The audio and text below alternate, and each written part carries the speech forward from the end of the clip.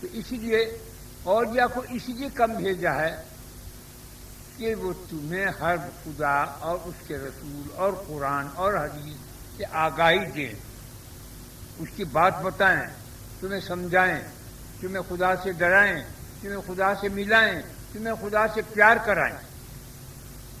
یہ مقصد ہے. تو میں نے تمہیں جو بتایا کہ یہ پتنگ کی ڈور 1000 پتنگیں اڑ رہی، اس کی ڈور میرے ہاتھ میں ہے. یہ جو تم نے درود شریف اور کلمہ استغفار بتایا، یہ وہی کام کرے گی. جب تم استغفار کرو گے، جتنی پتنگیں ہیں سب کی ڈور تمہارے ہاتھ میں معاف.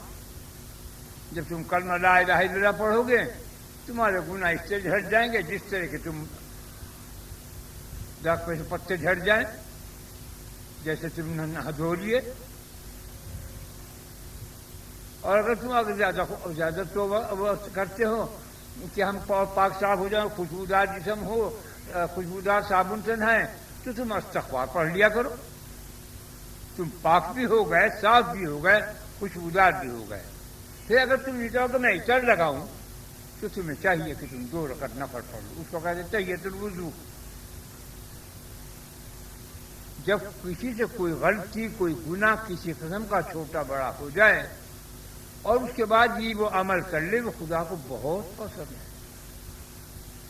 ڈھیٹ نہ کر کیا ہوا پھر، ابھی تو ہم جوان ہیں، ابھی تو میں جوان ہوں، غلطی ہو گئی تو کیا ہوا. اس ڈھیٹ کو بہت برا سمجھ. جو جہاں اس کے سامنے جھکا کیا ہے غلطیوں کی، جھکنا بہت بڑی چیز ہے. جن کے اندر اس نے کوئی غلطی کی ہے، وہ سوچ رہا کہ برا ہوا، برا کام کیا، نہیں معافی شروع ہو جا. کتنا رحمان ہے وہ. اسے حکم کیا دے گا جب کوئی نیکی کا ارادہ کرے. تم بیٹھے یہاں، تم نے اپنے استین میں چڑھائی کہ میں جا کے وضو کروں گا، نیکی پھٹ لکھ لے. اب اس کے بعد وہ بھول گیا، نماز بھی نہیں پڑھی، وضو بھی نہیں کی، تو حکم ہوگا کہ نیکی مٹائیے مت، قائم رہنے دے. یہ فرشتہ جب کوئی گناہ کرے گا، گناہ مت لکھنا، 3 گھنٹے انتظار کر. جب 3 گھنٹے کے اندر تو وہ توبہ کر لے، وہ گناہ بھی مٹا دے گا، اسے فرشتہ کے دن سے بھلا دے گا. جب 3 گھنٹے کے بعد اسے حکم ہے کہ 1 گناہ لکھنا، سارے گناہ نہ لکھنا. پھر رات ہو گئی، جب سوتے اس نے کہا اے اللہ مجھ سے جو دن بھر میں گناہ ہوئے ہیں، جو سختی ہوئی، جو بات ہوئی، میں توبہ کرتا ہوں، استغفار کروں، سارے گناہ معاف. شیطان پھر پیٹ لے اس میں. دن بھر گناہ کراتے ہیں، زنا، چوری، بدکاری، عیاری، مکاریاں کراتے ہیں، اور جا کے شام کو تخت کا لگا ہوا ہے سمندر کے اوپر. وہ کہتے ہیں جہاں پناہ ہم نے ایسے ایسے کام کرائے. بہت شاباش شاباش شاباش. تو چپ کیوں کھڑا؟ کہا کہ میں نے آپ 2 میں لڑائی کرائی. بہت خوش ہوتا ہے، اتنا خوش ہوتا ہے کہ ناچتے ناچتے پانی میں گر پڑتا ہے.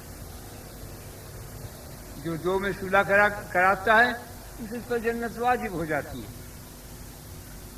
2 میں لڑائی کرانا، چغل خوری جس کو کہتے ہیں، وہ تجھے نکالا تھا تو اسے نکالا، دونوں میں جھکتا سمجھ گیا. اور شیطان کا بھی وہی ہے. جب حضور صلی اللہ علیہ وسلم کے سامنے آیا تھا، ہاتھ میں گھنٹی تھی، آگے گھنٹی لگی تھی، اتنے ڈنڈی. میں نے کہا یہ ہاتھ میں کیا ہے کہ جب 2 آدمی لڑ رہے ہوں اور اتنی تیزی پر آ جائے تو وہ گھنٹی میں بیچ میں بجا دوں گھنٹی. دونوں نے ایک دوسرے سے رقبے چوکے خون خرابہ میں کیا. سارے کام ہیں. اسی لیے توبہ استغفار کیے بغیر کبھی سونا نہیں چاہیے. نہیں معلوم کہ ہم صبح کو اٹھیں گے کہ نہیں. اور خدا سے یہ جو چیزیں میں نے بتائی، وہی پتنگ کی ڈوریں، یہ سارے قرآن کی طرف اشارہ کر رہا ہوں میں. یہ استغفار، بسم اللہ، استغفار، درود شریف، آیت الکرسی، لیلا.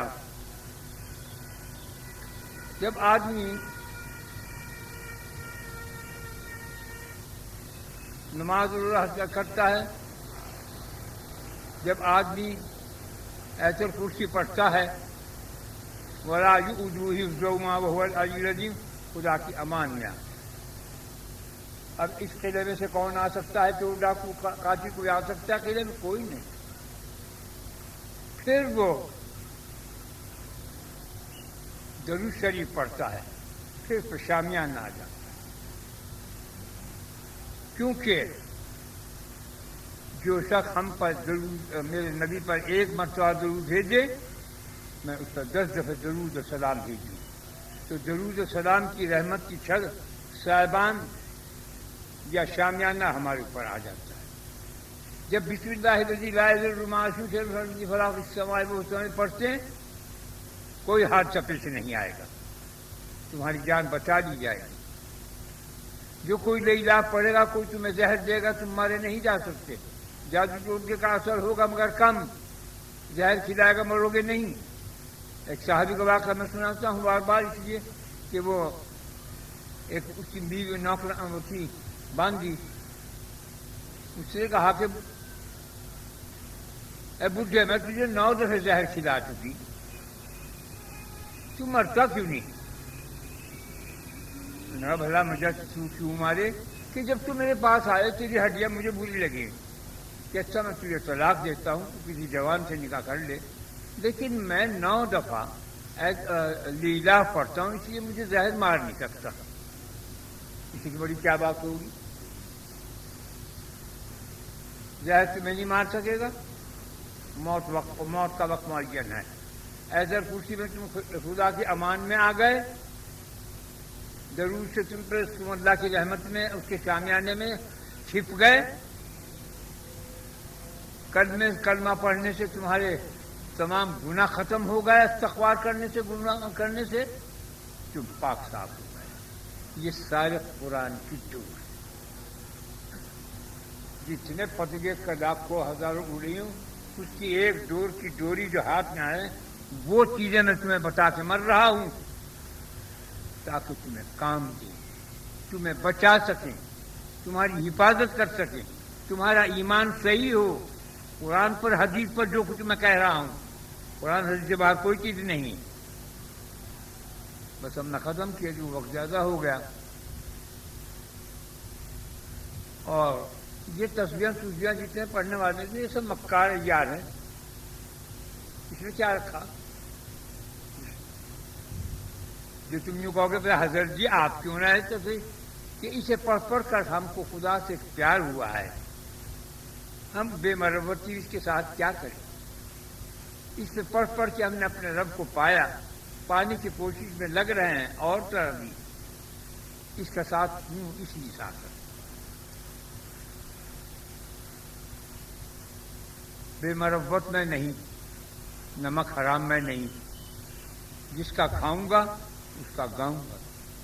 میں اپنے رب کا نمک کھاتا ہوں، اسی کا گاؤں گا، اسی کا تابع دار ہوں، اسی سے پیار کرتا ہوں، اسی پہ مرتا ہوں، اسی پر جیتا ہوں۔ نہ مجھے مرنے کا غم ہے، نہ مجھے جینے کی تمنا ہے۔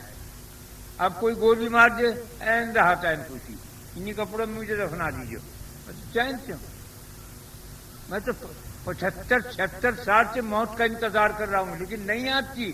ایک دن رات کو آئی، 2 گھنٹے کے بعد پھر بیٹھ کے جی کے بیٹھ گیا، میں چلا جاتا اپنے رب سے ملتا۔ میں کتنی تمنا ہے، تم جینا مانگتے ہو، میں مرنا مانگتا ہوں۔ محمد صلی اللہ علیہ وسلم سے کہا تھا کہ تم رنجیدہ ہو، کہ میں رنجیدہ اس لیے کہ تم جینا مانگتے ہو۔ انہوں نے کہا نہیں، میں جینا نہیں چاہتا، میں رفیق اعلیٰ کے پاس جانا مانگتا ہوں، لیکن مجھے غم یہ ہے کہ میرے بعد کوئی نبی نہیں جو میری امت کو تھام لے گا۔ ہر نبی کے بعد کوئی نہ کوئی نبی آیا، لیکن میرے بعد کوئی نبی نہیں، میری امت کا کیا ہوگا؟ فرشتہ غائب ہو کے پھر آیا تو کہ اللہ سلام فرماتا ہے اے حبیب تو کچھ غم نہ کر، تیرا خلیفہ میں ہوں۔ اللہ نے فرمایا میں تیرا خلیفہ ہوں۔ اور اے محمد کیا بات کہی، مر جاؤں جی جاؤں، اگر میرے ہاتھ میں ہو تو 1 کروڑ دفعہ جیوں اور 1 کروڑ دفعہ مروں، اس کا قربان ہو گیا۔ اے حبیب، اے محمد، تیری تو امت ہیں، یہ میرے تو بندے ہیں۔ کیا بات کہی! قرآن جو ہے وہ خدا کی اداؤں سے لبریز ہے۔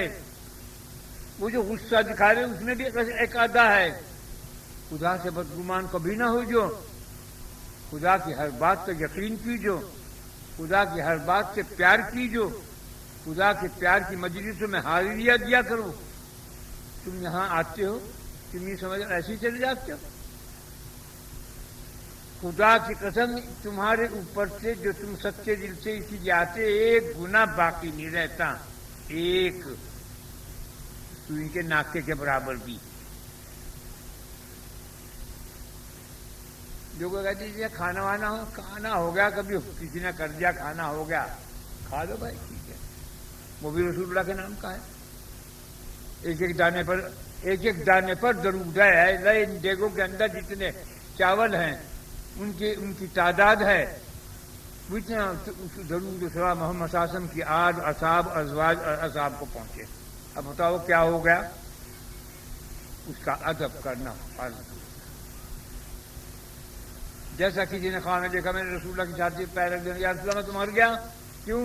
میں نے خواہ میں یوں دیکھا کہ میں نے آپ کہنے کوئی چاول پیر کے نیچے آ گیا ہوگا. تو چاول کا احترام کرنا ضروری ہے، کیونکہ رزق بھی ہے. رزاق نے رزق کو رازق نے اپنے نام پر رکھا ہے. بس اب یہ ہے کہ ان دونوں کو مضبوط پکڑ لو کہ تمہیں یہاں بھی کام دے گی، قبر میں بھی، حشر کے میدان میں بھی، آخرت میں بھی. یہ 5-4 چیزیں بتائی ہیں: آیت الکرسی، درود شریف، لیلا، بسم اللہ الذی لا یضر، کلمہ، استغفار. اسے کسی لمحہ سونے سے پہلے تو پڑھ ہی لیا کرو، اور جب باہر نکلا کرو اس سے پہلے پڑھ لیا کرو بسم اللہ الذی لا یضر، تاکہ کوئی حادثہ نہ پیش آئے. اب درود شریف پڑھ لو، جتنے پھول ہیں 3 دفعے درود شریف، 3 دفعے بسم اللہ، 3 دفعے قل اللہ میں بسم اللہ کے.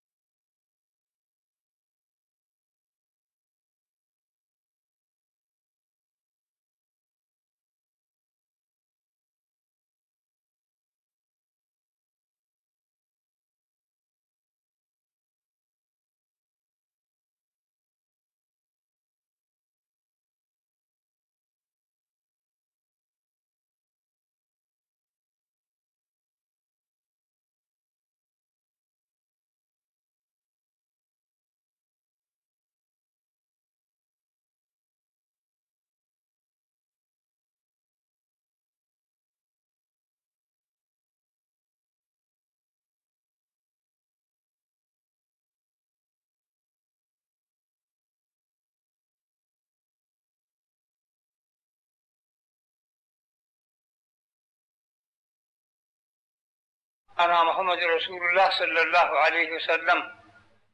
اے اسلام سب نے جو کچھ پڑھا ہے پڑھنے کا ثواب ہدیہ نذرانہ جناب رسول اللہ صلی اللہ علیہ وسلم کے روح مبارک کو پہنچ جائے. ان کے صدقے سے فیض سے ہمارے صغیرہ کبیرہ جان بوجھ بھول چوک گناہوں کو معاف فرما دے. اے اللہ ہمارے دین میں، ایمان میں، اسلام میں، صحت میں، زندگی میں، رزق میں برکت عظیم عطا فرما. اے اللہ اپنے محمد صلی اللہ علیہ وسلم کی پوری امت دنیا میں جہیز ان کی حفاظت فرما. اے اللہ ہمارے پاکستان کو دشمنوں کی نظروں سے محفوظ فرما دے. اے اللہ ہمارا تیرے سوا کوئی وارث ہے نہ والی ہے، تیرے یار ہے، تو ہی مددگار ہے. تو اپنی امان اور اپنی حفاظت میں ہم سب مسلمانوں کو دے جہاں سے جہاں تک بھی ہیں. اے اللہ پر اپنا کرم اور فضل فرما دے اپنے محمد صلی اللہ علیہ وسلم کے صدقہ طفیل میں.